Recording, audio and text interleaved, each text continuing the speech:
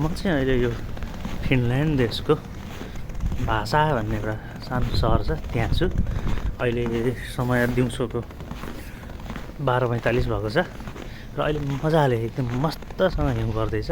हिउँ आँधी नै चलेको छ, हिउँ उडिरहेको छ, देख्न सकिन्छ। जनजीवन एकदम रमाइलो जस्तो लाग्छ हामीलाई चाहिँ हिउँ देख्दाखेरि। तर अनौठो खालको हुँदो रहेछ, यति बाक्लोसम्म डल्ला डल्ला पर्दो रहेछ। सबैतिर सेतै सेतो सेताम्मी मान्छेहरू चाहिँ हिँडिरहेछन्, काम भइरहेछ। तर अलिक कम जस्तो देखिन्छ क्रियाकलाप चाहिँ। हिउँ सबैतिर एकदम मजाले परेको छ। यहाँ हेर्न सकिन्छ फाटोभरि हिँड्ने ठाउँभरि हिउँ सफा गरिँदो पनि रहेछ। गाडी कुद्न सजिलो भनेर, मान्छेलाई हिँड्न सजिलो भनेर यहाँका रोड साइनहरू सबै कुराहरू चाहिँ अस्तव्यस्त छन्। पुरै बाढी आए जस्तो देखिँदो रहेछ। पानी हुँदा कस्तो त्यस्तै हिउँ हुँदा देखिँदो रहेछ। हेर्नुहोस् एकदमै हिउँको आँधी अनि हावा चल्छ, हावाले उडाउँदो रहेछ हिउँ यता उता उता यता भइराख्ने। पहिलोपटक नयाँ ठाउँमा आएर हिउँ देखेको हुनाले गर्दा मलाई रमाइलो लाग्दैछ। तर चिसो छ, मौसम माइनस हावाले उडाउँदैछ, म ठ्याक्क पनि नजाने गरी हिँड्दैछु। कुहिरी मण्डल हुँदो रहेछ हिउँ पनि। क्यामेरामा त्यति साह्रो हावाको असर देखिएन, तर मैले चाहिँ भोगिरहेको छु। हेर्नुहोस् अँध्यारै भएर पर देखिँदैन त्यस्तो छ। गाडी चाहिँ धेरै कुद्छन्, पैदल यात्री चाहिँ लगभग देखाएको छैन। अघि उताबाट एकजना दुईजना अनि म जस्तो रहरले यस्तो जाडोमा पनि -3-4 डिग्रीमा पनि हिउँको आँधीमा पनि हिँड्ने, भिडियो खिच्ने मात्रै होला नि, नभए खासै मान्छेहरू भित्रै बस्छ। आज आइतबारको दिन रहेछ, आइतबारको दिन छुट्टीको दिन, त्यसले गर्दा पनि मान्छेहरू भित्रै हुन सक्छन्। तर मौसम पनि त्यस्तै छ। यो चाहिँ क्यामेरा समात्न नसक्ने हात ठाङ्ग्रिरहेछ, तर पनि हिउँको रहरले म खिच्दैछु। सबैतिर चाहिँ ताप्ने देखिन्छ। बेला बेला सफा गर्दै गरेको जस्तो यहाँको ठाउँमा चाहिँ सफा गर्नेले सफा गरेको रहेछ। फेरि एकछिनमा यो पुरेर बढिहाल्छ, फेरि सफा गर्दै गर्छन्। यो क्रियाकलाप चाहिँ चलिरहँदो रहेछ। हिउँ सफा गरेर भेला पारेर हेर्नुहोस्, हिउँको पहाडै बनाएको देखिन्छ।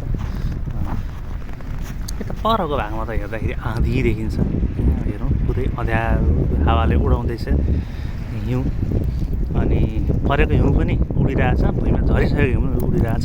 एकदम हल्का हुँदो रहेछ भुइँको हिउँ चाहिँ, परिसकेपछि हिउँ चाहिँ एकदमै हल्का हुँदो रहेछ टेक्नलाई। अनि बल्लमा टेके जस्तो त्यस्तो फिल हुँदो रहेछ। अनि नचिप्लोस् भनेर यसरी ढुङ्गाहरू राखेको गिटी लगाइदिएको हुँदो रहेछ यो हिउँमा मान्छेलाई नचिप्लोस् भन्नको लागि। यहाँ गिटी छन्, यसले खुट्टा चिप्लिँदैन। तर अब पुगेको ठाउँमा चाहिँ फेरि ल्यास जान्छ, यसरी चाहिँ भाँसिन्छ, त्यस्तो देखिन्छ। हिउँ रमाइलै हुँदो रहेछ। जाडो चाहिँ अधिकांश नभनौँ अत्याधिक छ। आफ्नै नाक छ कि छैन थाहा हुँदैन। टाउकोमा टोपी लगाएको छ, मखर लगाएको छ, हातमा पन्जा छ। अनि त्यति हुँदा पनि पन्जाभित्र पनि गठ्याङ्ग्रिरहेछ, चिसो भइरहेछ। जाडो एक्सट्रिम हुँदो रहेछ। खुट्टाभित्र जुत्ता छ, जुत्ताभित्र मोजा छन्, 2-2वटा मोजा लगाएको छ, त्यही पनि त्यहाँभित्र चिसो भइरहेछ। हड्डीसम्मै चिसो हुन्छ भनेको सायद यस्तै होला।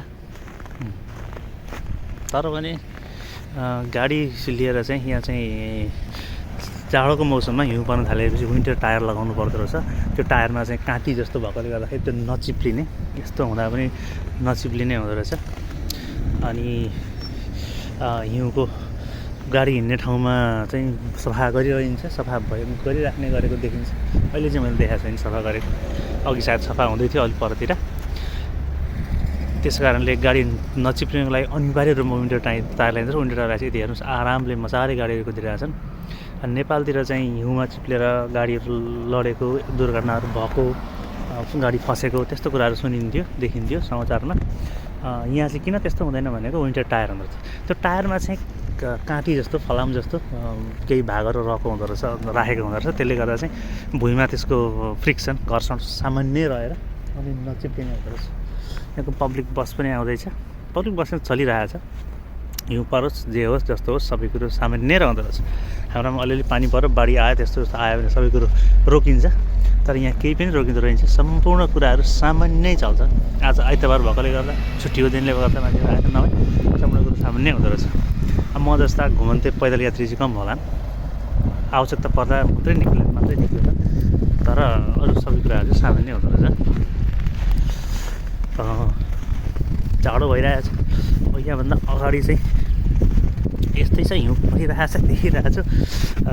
यता भित्र छिर्दैछु म, यहाँ भित्रपट्टि कस्तो छ यता हेर, यहाँ पनि त्यस्तै छ। यो एरियाभित्र पनि अलिअलि सफा गरेको छ, फेरि हिउँ परेको छ। हेर्नुहोस्, हिउँ आधी आइरहेको छ।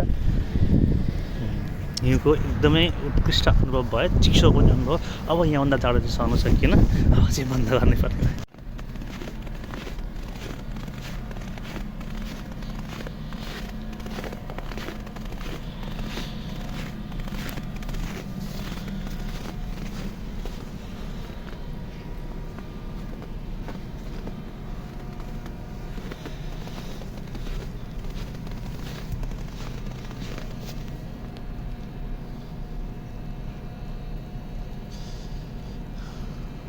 हिउँको वर्षा